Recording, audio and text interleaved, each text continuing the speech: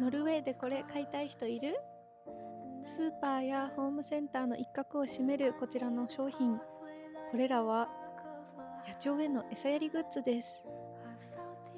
ノルウェーでは野鳥が餌を食べに来る様子を家の中から楽しむ文化があります。